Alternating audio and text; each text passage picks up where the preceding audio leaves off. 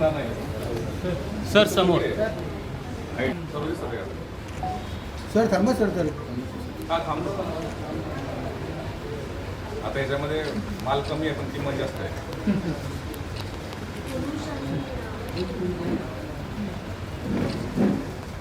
थोडं जाऊ दे तू तसंच थांब.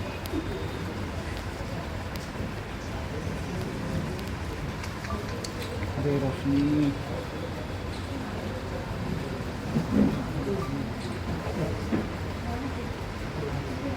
झाली तुझं. त्यानंतर काल रात्रीची जी मोठी कारवाई आहे मानपाडा पोलीस स्टेशनचे सिनियर पी आपले संदीपान शिंदे आणि त्यांच्या पूर्ण टीमला एक गोपनीय माहिती मिळाली होती की एक कोणी पलावा परिसरामध्ये एका बिल्डिंगमध्ये एका फ्लॅटमध्ये काही संशयास्पद लोक राहत आहेत. त्या ठिकाणच्या काही संशयास्पद हालचाली आहेत. त्या अनुषंगाने पोलीस स्टेशनचे PI चोपडे, त्यांचे AP कलकोंडा पाटील, PI गुंड आणि त्यांच्या सर्व टीमने त्या ठिकाणी रात्री जाऊन सर्च केला असा लेट नाईट.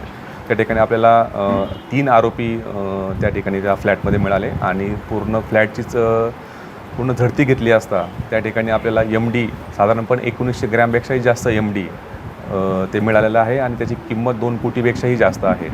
तर त्या सदर गुन्ह्यामध्ये आत्तापर्यंत आपण 3 जणांना, त्यामध्ये एक महिला आहे आणि 2 पुरुष आहेत, त्यांना ताब्यात घेतलं, त्यांना अटक केलेली आहे.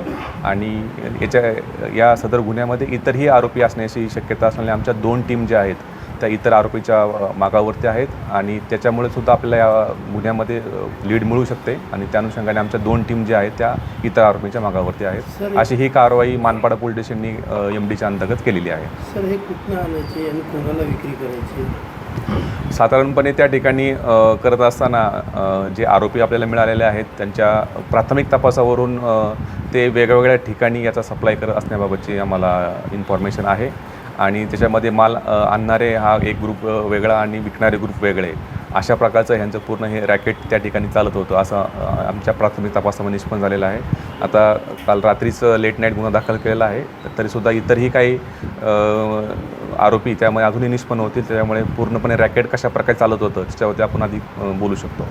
किती आरोपींना अटक केली आहे? आतापर्यंत 2 पुरुष आणि 1 महिला आरोपींना सदर याच्यामध्ये ताब्यात घेऊन त्यांना अटक केलेली आहे आणि इतरही आपले 2 ते 3 आरोपी याच्यामध्ये अजूनही निष्पन्न जे होत आहेत त्याच्या मागावरती आमच्या टीम्स आहेत. त्यांच्या काय गुन्हे दाखल आहेत अगोदर? जे आत्तापर्यंत आमच्या प्राथमिक रेकॉर्ड चेक केला असता, जे आत्ता ताब्यामध्ये त्यांचा आत्तापर्यंत गुन्हा दाखल नसल्याबाबतचं आमच्याकडे रेकॉर्ड आहे. पण जे आरोपी फरार आहेत त्याच्यापैकी एकावरती यापूर्वीचे काही गुन्हे दाखल असण्याची आमच्याकडे माहिती आहे.